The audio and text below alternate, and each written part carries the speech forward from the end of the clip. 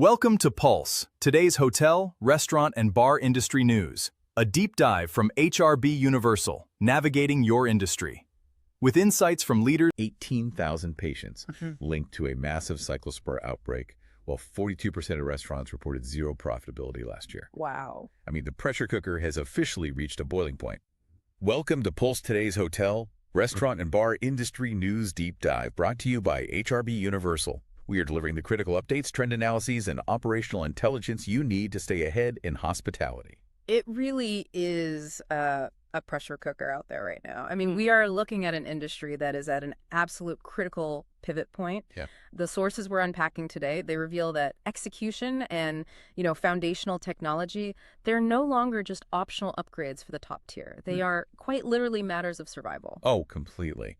And, our mission for this deep dive is to unpack a massive stack of mid-year 2026 industry reports. We're looking at data from Restaurant 365, the National Restaurant Association, FDA outbreak tracking, and some really major new regulatory rules. Yeah. We basically need to figure out exactly how operators can navigate these razor-thin margins. Right. And to understand how to protect those margins, we first have to look at what is actively threatening to wipe them out completely. Yeah. And right now, that is a combination of severe food safety crises and just a tidal wave of new regulatory compliance. It's a lot all at once. It is because, you can have the most innovative menu and the most advanced tech stack in the world, but if a safety crisis forces you to shut your doors, Then none of it matters. exactly, none of it matters. And the numbers coming out of the FDA and CDC right now really illustrate the scale of this vulnerability. There is this explosive cyclospora outbreak, which, for those who don't know, is a microscopic parasite. Right, massy stuff. It's terrible. And it's linked to Taylor Farms de Mexico iceberg lettuce. It has hit over 18,000 patients across all 50 states. Wait, 18,000 people. That's a staggering number to think about. Just the sheer volume of that. It's massive. And it highlights this terrifying reality of modern food distribution.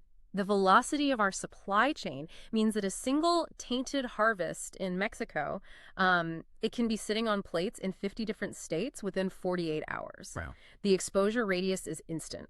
And, if we look across the Atlantic, the European Union is reporting absolutely no reduction in severe listeriosis cases. Oh, really? None at all? None. And the EU data points out that confirmed cases carry a 17.6% mortality rate. Wow. Over 17%. That's lethal. It is extremely lethal, and because of this, the EU is pushing this very strict 5-point listeria control plan. There's this quote in our sources from food safety litigator Bill Marler that I think just sums this up perfectly. He says, "Food safety is not expensive, outbreaks are expensive." Oh, for sure. The economic toll of foodborne illnesses exceeds $74 billion annually. I mean, one contaminated batch of lettuce or a failure in your kitchen's hygiene protocols, it can destroy a brand's reputation overnight. Yeah, I was looking at this European 5-point listeria plan, and it sounds exactly like a cybersecurity firewall, Yeah. but for a physical kitchen. Oh, that's a great way to put it. Yeah, because it's not just about spraying down countertops with bleach anymore. It's about establishing strict barriers at entrances and exits, managing vectors, and basically assuming the threat is already trying to get inside the facility.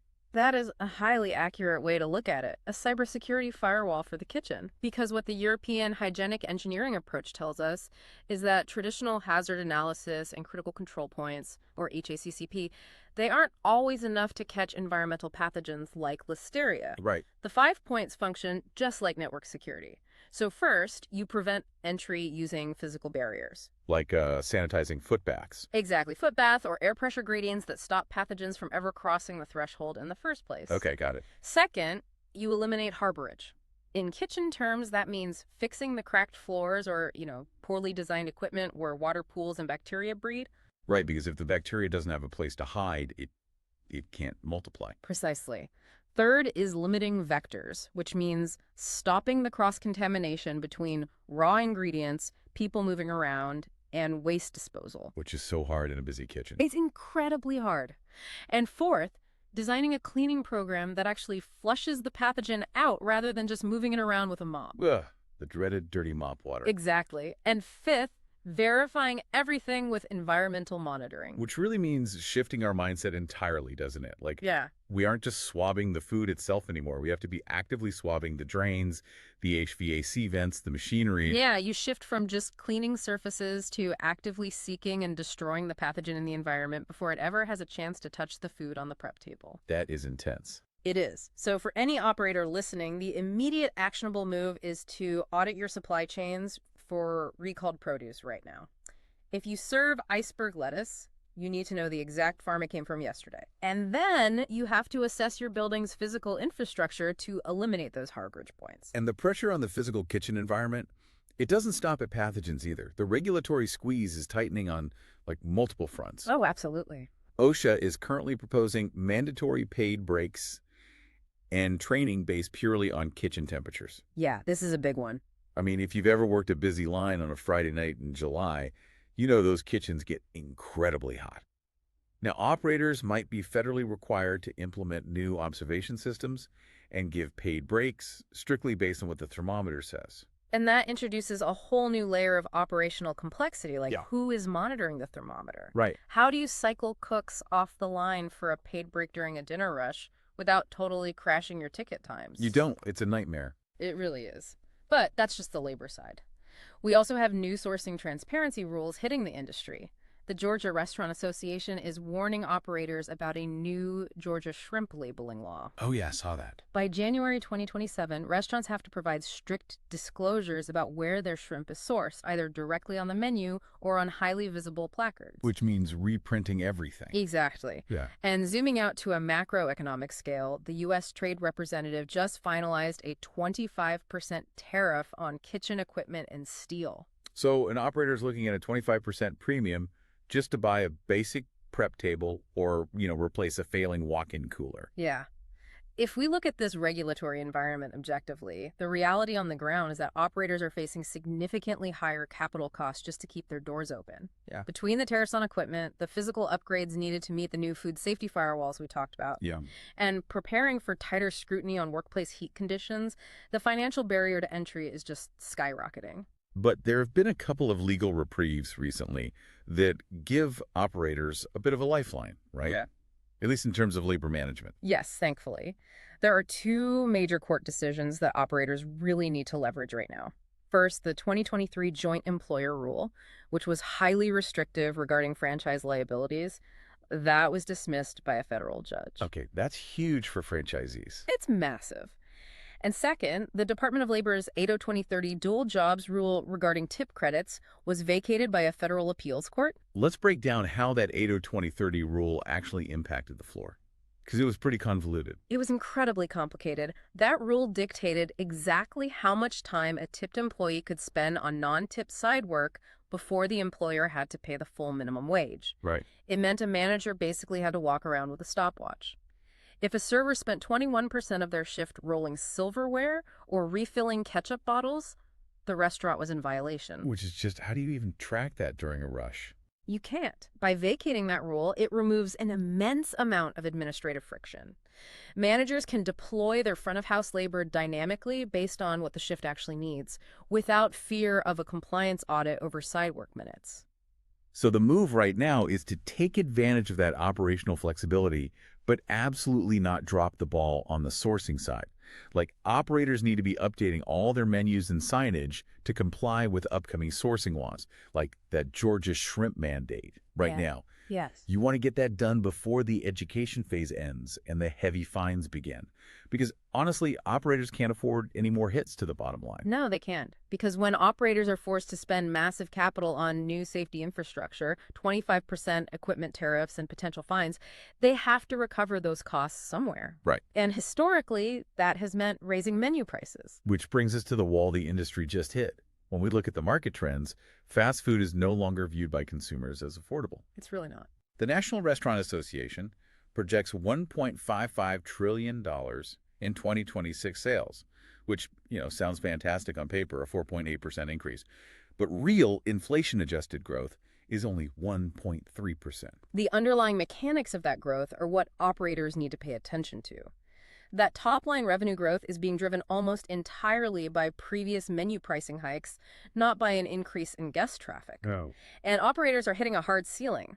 The Restaurant 365 mid-year report notes that menu price increases have dropped to a 3-year low. They simply can't raise prices anymore without losing the customer entirely. I mean, they've tapped out the consumer. Completely. Consumers are dealing with their own lingering inflation. Yeah. They're incredibly deliberate about where they spend their dining dollars now. If a combo meal at a drive-thru costs the same as a sit-down meal at a casual dining spot. Right, which it often does now. Exactly. Yeah. The quick-service restaurant loses its primary value proposition. It is no longer the default affordable option. And as QSRs price themselves out of their own lane, we are seeing a massive invasion into their space from a totally different sector.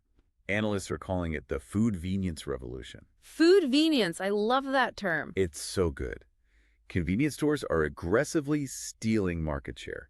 I mean, they are dominating the breakfast day part with extended hours. They're launching proprietary pizza programs like Hop Shops just did. Oh, yeah. Hop Shops is doing great things. And they are adopting what's called a European model. What does that look like on the ground?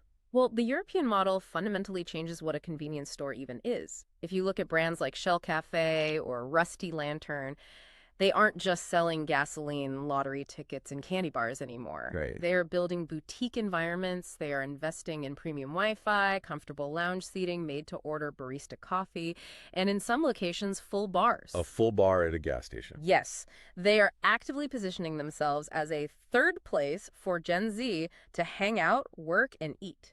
That is wild. Yeah. So the traditional boundaries between a gas station, a quick service restaurant, and a neighborhood cafe have completely collapsed. Exactly. If a traditional fast food joint charges $15 for a breakfast combo, a convenience store with a high-quality made-to-order breakfast sandwich and a premium latte is going to gladly take that customer. And they are doing it with massive structural advantages. A C-store can serve breakfast well into the afternoon because they don't have the same rigid, stressful day-part transitions that labor-constrained restaurants do. That's a great point. They can capture that second breakfast or late-morning snacking crowd effortlessly. But I have to push back on this a little bit, though. Because when I read the reports, it showed that C-stores are facing the exact same flat transaction counts as restaurants. Mm-hmm. Overall foot traffic into convenience stores isn't really growing. Mm-hmm. So how is building out full kitchens and barista stations a winning strategy for them if more people aren't walking through the door? That is the core of their strategy. Because foot traffic is flat across the board, the only way a C-store can grow revenue is to maximize the basket size of the customers who are already walking in. Oh, I see. They need a higher revenue per visit. Selling a gallon of gas and a pack of gum has microscopic profit margins. But converting that gas customer into buying a fresh artisan pizza and a craft beverage, that carries massive margins. Wow, yeah. Execution is outperforming expansion right now. They are squeezing more value out of their existing physical footprint by elevating the food quality. That makes total sense. They are monetizing the audience they already have. Mm-hmm. But they do have a glaring weak spot in how they retain that audience. Yeah. The data shows that less than 50% of consumers actually use C-store loyalty programs. Which represents a massive opportunity for whoever can solve it. But, a loyalty app is completely useless if the staff on the floor doesn't care. Right. If the cashier isn't actively asking every single customer to scan their phone or punch in their number, the tech does absolutely nothing. It requires employee engagement, not just a fancy software rollout. So how do you get that engagement? How do you ensure the person running the store actually cares about the cleanliness, the loyalty program, and the food quality? Look at what the brand Doghouse is doing. They are introducing an operator partnership program. This is such a smart move. It really is. They are taking local operators, giving them actual equity upside, and embedding them into senior leadership. It is the ultimate way to ensure better execution. Instead of trying to enforce standards from a corporate office 1,000 miles away, you give the local leader skin in the game. Yeah. When the person running the store actually owns a piece of it, the operational standards naturally rise. They are going to make sure the floors are clean, the loyalty signups are pushed, and the staff cares because it's their money on the line. Which means if you are a traditional operator looking at this food convenience threat, you cannot concede the morning day parts. You just can't. You have to reevaluate your breakfast strategy.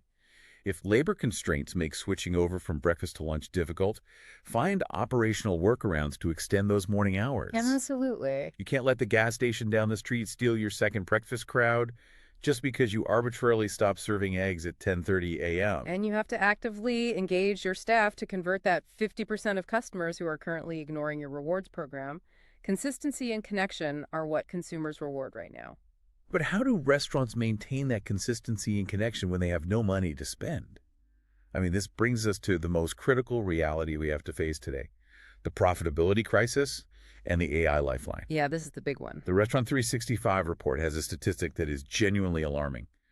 42% of operators reported their restaurant was not profitable last year. Almost half. Almost half the industry. And 77% saw labor costs increase in the first half of 2026. Operating below full capacity, arbitrarily limiting hours, shrinking menus, these are the real-world symptoms of severe margin compression. The math simply isn't working for a huge portion of the industry. Here is the paradox that really stood out to me, though. Staffing is consistently listed as the #1 top challenge. The industry is desperate for good people. Yet, investment in staff enhancements has plummeted to a 3-year low. It's sitting at just 16%. Why are operators investing less in their staff when finding and keeping staff is an existential crisis? Because they are in pure survival mode. They are looking at the math and realizing they cannot simply hire their way out of this margin compression. The labor pool is shrinking and it's becoming much more expensive. Right. So instead of throwing money at traditional hiring and training enhancements, they are diverting every single discretionary dollar into revenue-generating, tech-driven efficiencies.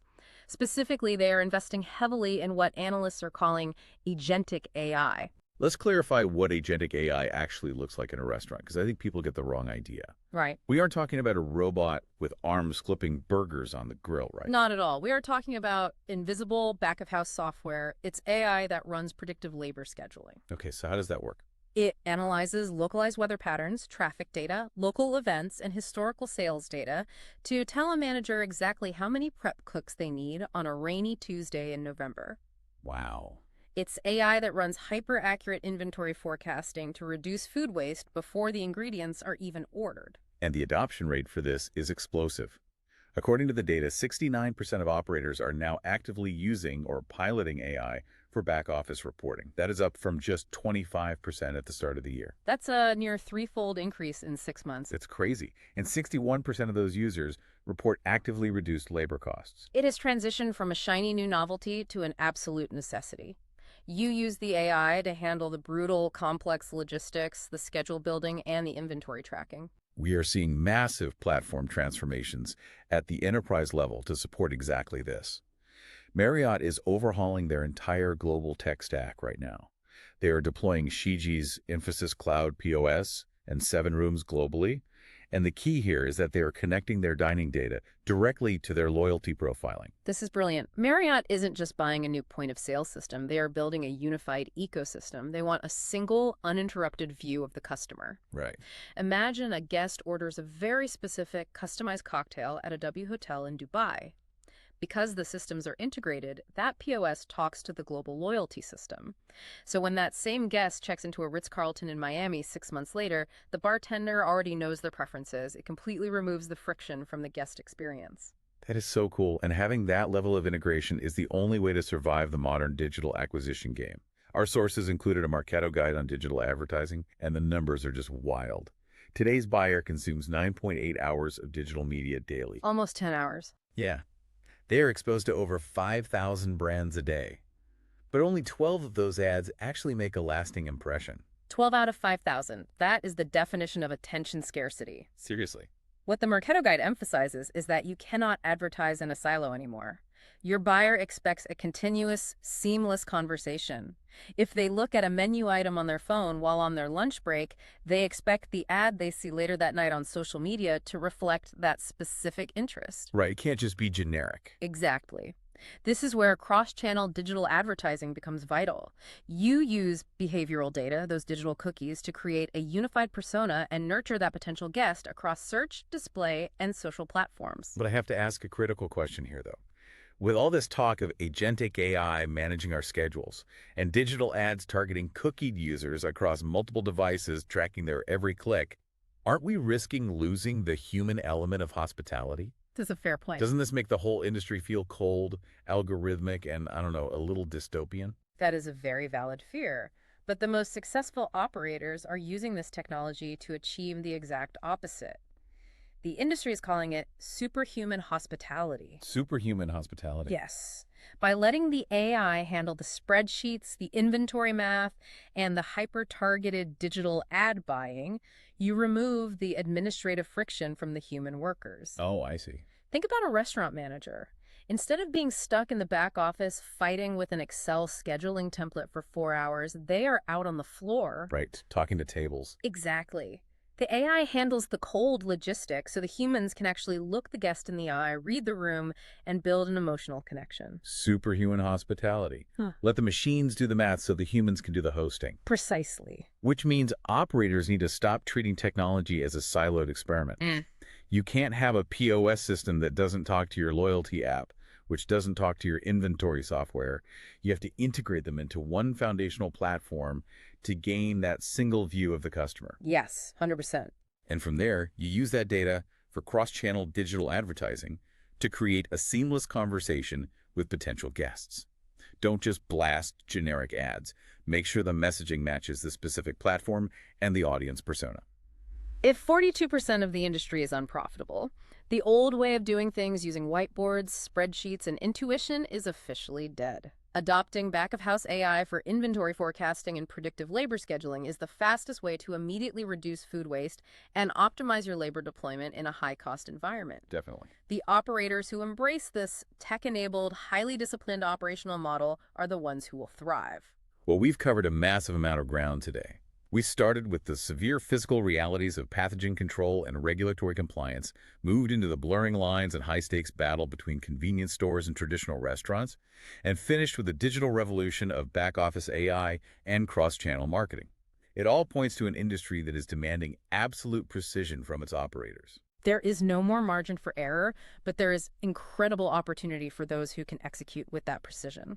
I want to leave you with a final thought to mull over. If an AI-powered convenience store can accurately predict your morning craving based on local weather patterns, target you with a cross-channel digital ad while you're scrolling on your phone, and then serve you a barista-level coffee in a boutique Wi-Fi-enabled lounge, what does the word restaurant even mean anymore? That's a great question. That wraps up today's edition of Pulse. Before you get back to your floor or executive suite, make sure to check out the other powerful shows in the HRB Universal Network. Kitchen to C-Suite, your definitive roadmap for advancing hospitality careers, from entry-level up to executive leadership. Mise en Place, culture-first leadership and organizational strategies focused on safety, compliance, and building top-tier workplace culture. Yeah, that's a good one. The Recipe for Results podcast, extra fast, high-impact extras packed with operational tactics and actionable solutions. Definitely check that out. Of 86 Hearing, The Bad Habits, cutting out systemic operational flaws, bad leadership habits, and inefficient practices across hotels, bars, and restaurants. This podcast is supported by the generous commitment of our sponsors, and we extend a special thank you to HRB Universal. Their dedication to providing comprehensive resources and promoting excellence is key to empowering professionals across the culinary and hospitality industries. We also want to acknowledge the Plate and Pour Collective Equity Partner Program.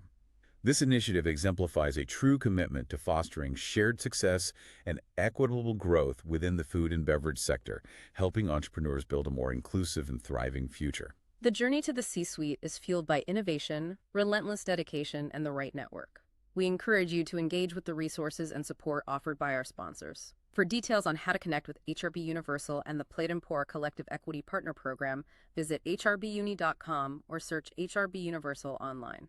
We look forward to having you join us for our next episode, where we will continue to explore captivating topics designed to elevate your career and entrepreneurial drive. Absolutely. Stay ahead with Pulse, Mary. Today's hotel, restaurant, and bar industry news deep dive, brought to you by HRB Universal. Don Ibn. Whether you're commuting to work or unwinding on the couch, we've got your industry insights covered. Right. On the go, subscribe and listen on Apple Podcasts, Spotify, YouTube, Amazon Music, Audible, iHeartRadio, Deezer, or visit hrbuni.com. Take the HRB network with you everywhere by getting our mobile web app at hrbuni.com app. Check it out. Big screen experience. Level up your show viewing stream Pulse directly on TV via Roku or Amazon Fire TV. Until next time, keep innovating and striving for excellence.